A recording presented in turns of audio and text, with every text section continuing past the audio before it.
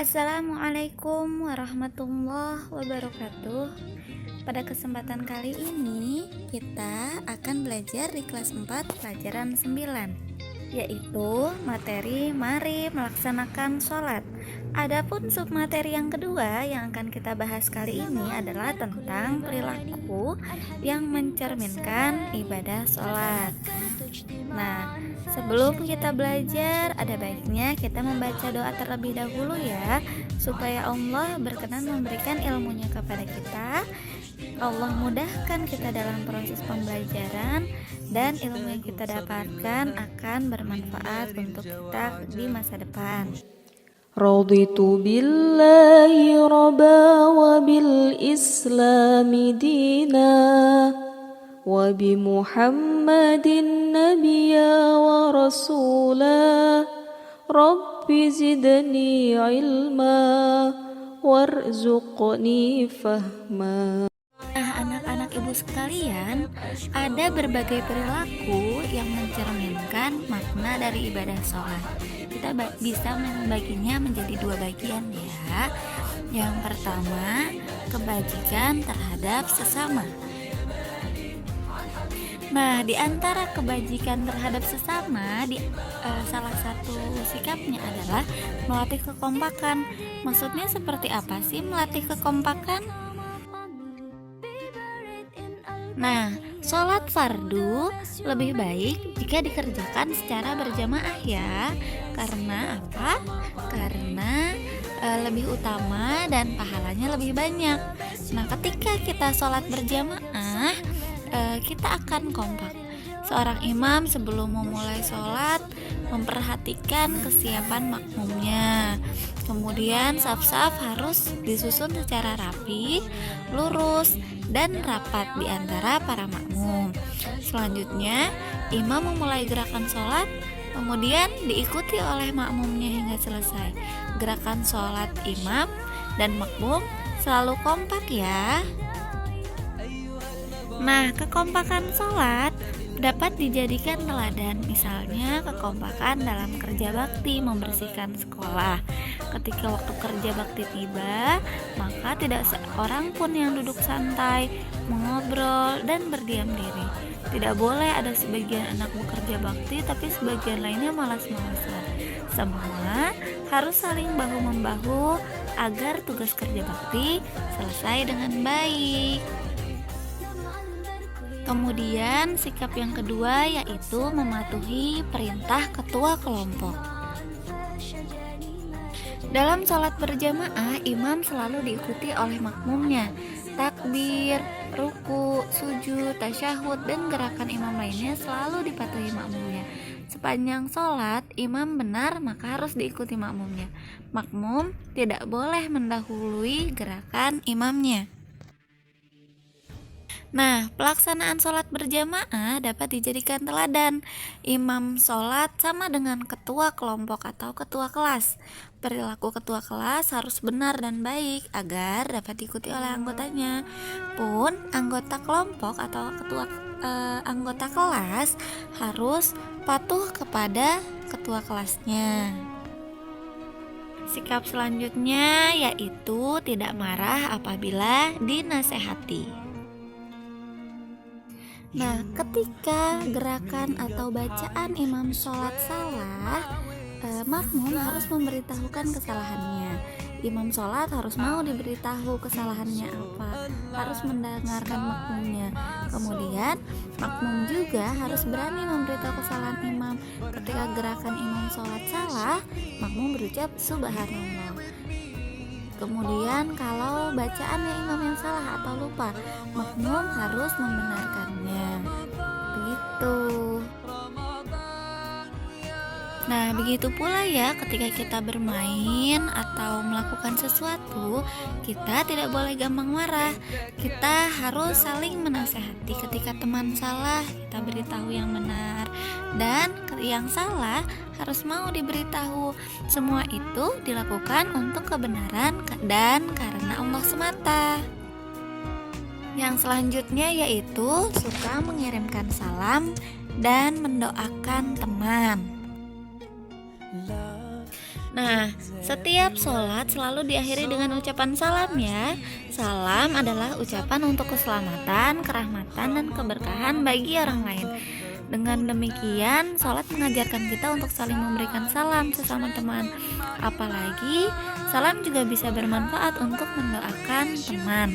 Dengan saling memberikan salam atau mendoakan, kamu juga akan bertambah akrab dengan teman-teman. Kemudian kebajikan terhadap sesama yang lain yaitu menepati janji. Nah, orang yang terbiasa sholat di awal waktu akan pandai mengatur waktu. Ketika dia sibuk tetapi sholat memanggil, sudah waktunya dia tinggalkan pekerjaannya, permainannya, dan dia segera menghadap ke Allah. Seolah-olah ia sudah punya janji kepada Allah untuk menjumpainya pada awal waktu sholat. Dengan demikian, orang yang terbiasa sholat tepat waktu akan selalu menepati janji-janjinya kepada sesamanya. Kemudian sikap selanjutnya yaitu memupuk rasa solidaritas. Sholat diwajibkan bagi setiap muslim tanpa adanya pembedaan kaya, miskin, laki-laki, wanita, pejabat, rakyat jelata, pintar, bodoh, kemudian sehat atau yang sakit sekalipun. Bahkan tidak ada perbedaan atau pengkhususan baris atau saf sholat di dalam masjid. Bagi yang datang duluan boleh menempati safnya yang terdepan. Nah, ajaran sholat yang demikian dapat memupuk rasa solidaritas atau kebersamaan. Semua jamaah menyatu dalam perasaan dan pikiran yang sama. Mereka saling bertemu dan menyapa. Akhirnya, mereka dapat saling membantu dalam kebaikan. Nah, yang tadi sudah kebajikan terhadap sesama. Yang kedua yaitu menghindari perilaku tercela. Adapun perilaku tercela yang pertama yaitu suka mengungkit-ungkit pemberian. Nah, sholat yang khusyuk senantiasa mengajarkan keikhlasan, yaitu semua amal hanya untuk Allah. Apabila niat sudah ikhlas, tidak peduli dengan penilaian orang lain, tidak mengharap pujian atau imbalan, tidak bersedih karena dicaci atau berkurang harta, serta tidak menyebut-nyebut sesuatu yang sudah diberikan karena dilakukan dengan ikhlas hanya karena Allah. Kemudian sikap yang kedua yaitu suka meremehkan teman. Ketika kita sholat, kita diajarkan untuk mengagungkan dan merendahkan diri kita di hadapan Allah. Sholat yang khusyuk akan menyadarkan betapa kecilnya diri kita tidak ada artinya. Segenap pujian, keagungan, dan kemuliaan hanya milik Allah Subhanahu wa Ta'ala. Nah, oleh karena itu, kita tidak pantas meremehkan ciptaan Allah lainnya. Di atas kita pun ada yang lebih baik, dan pasti ada yang di bawah kita yang tidak sempurna dari kita, tidak pantas kita remehkan. Jika kita meremehkan ciptaan Allah yang lain, sama dengan kita meremehkan Allah Subhanahu wa Ta'ala. Nah, perilaku tercela yang lain yang dapat kita hindari ketika kita melaksanakan sholat yaitu ingin menang sendiri. Ketika kita berjamaah di masjid, siapa yang datang lebih dulu, ia berhak menempati saf sholat terdepan atau dimanapun yang ia inginkan. Nah, orang yang datang belakangan hanya berhak menempati saf sholat yang tersisa. Dia tidak boleh bersikap ingin menang sendiri atau menggeser atau meminta jamaah lain pindah ke tempat lain.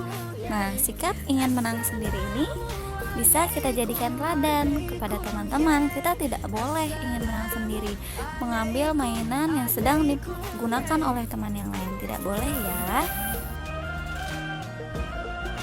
Kemudian yang lainnya yaitu suka mencuri. Ketika kita melakukan ibadah sholat, kita otomatis akan mengingat Allah ya. Dan ketika kita mengingat Allah, kita akan malu untuk berbuat jahat, termasuk mencuri atau mengambil sesuatu milik orang lain tanpa izin pemiliknya. Nah, kemudian suka meminta-minta. Saat kita sholat, kita sebenarnya sedang meminta kepada Allah Subhanahu wa Ta'ala, meminta ampun, meminta petunjuk, pertolongan, belas kasih, derajat, rezeki, kesehatan, kesejahteraan, rahmat, dan keberkahannya. Maka tidak patut kita meminta-minta kepada selain Allah. Sikap suka meminta-minta itu tidak terpuji, apalagi sampai kita mengemis-ngemis. Sikap tercela yang patut kita hindari lainnya yaitu suka berbohong. Kita melakukan sholat karena kewajiban kita kepada Allah, karena kita sadar kita ada di pengawasan Allah. Allah selalu melihat kita. Nah, dari sholat bisa kita jadikan teladan. Kita tidak akan suka berbohong karena kita tahu Allah maha melihat, Allah maha mengetahui bahwa kita sedang berbohong. Sikap tercela yang lain yaitu suka mengganggu teman. Kita tidak boleh mengganggu teman yang sedang sholat, apalagi sampai membatalkan sholatnya. Kita harus saling menjaga kondisi agar sholat dapat dijalankan secara khusyuk. Apabila kita sudah terbiasa menjaga kondisi yang baik, tidak suka mengganggu sholat teman, kita akan terbiasa untuk tidak saling mengganggu. Sholat di rumah dan di masjid. Kelas 4 sekolah dasar. Hai teman-teman, bagaimana sholatmu? Nah, di sini kita akan membahas yang pertama pengalaman sholat di rumah ya. Nah, anak-anak, ceritakan dan tuliskan pengalamanmu saat kamu sholat di rumah. Pengalaman yang dapat kamu ceritakan dan tuliskan itu berhubungan dengan hal yang berikut. Yang pertama, apakah kamu sudah rajin melaksanakan sholat? Yang kedua, sholat apa saja yang biasa kamu lakukan di rumah? Yang ketiga, apakah kamu sholat sendirian atau berjamaah dengan siapa saja? Yang keempat, kejadian apa yang membuat kamu senang saat sholat di rumah dan masing-masing berapa rakaat? Yang kelima, kejadian apa lagi yang membuat kamu berkesan saat sholat di rumah? Nah, ini dikerjakan ya. Pengalaman sholat di masjid. Nah, selain di rumah, kamu dapat melakukan sholat di masjid. Orang yang senantiasa sholat di masjid akan mendapatkan keutamaan dari Allah Subhanahu wa Ta'ala.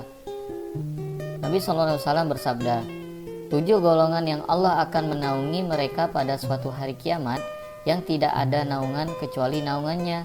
Di antaranya, seorang penguasa yang adil, pemuda yang dibesarkan dalam ketaatan kepada Rabb-nya, seseorang yang hatinya selalu terpaut dengan masjid.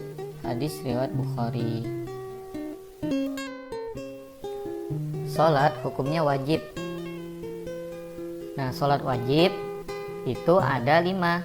Subuh 2 rakaat, zuhur 4 rakaat, asar 4 rakaat, maghrib 3 rakaat, dan isya 4 rakaat. Sebaliknya dilakukan secara berjamaah karena lebih utama daripada sholat sendirian. Rasulullah SAW bersabda, sholat berjamaah itu lebih utama daripada sholat sendirian sebanyak 27 derajat. Hadis riwayat Bukhari dan Muslim dari Ibnu Umar radhiyallahu an. Nah, lalu bagaimanakah dengan sholatmu? Ayo ceritakan dan tuliskan pengalamanmu saat kamu sholat di masjid. Nah, ini juga dikerjakan ya. Yang tadi juga yang sholat di rumah sama di masjid. Kirim tugas ke agama kalian masing-masing. Selamat mengerjakan, semangat. Alhamdulillah, pelajaran kita sudah selesai. Jangan lupa untuk menyaksikan pembelajaran selanjutnya. Sebaik-baiknya bekal adalah semangat. Terima kasih. Wassalamualaikum warahmatullahi wabarakatuh.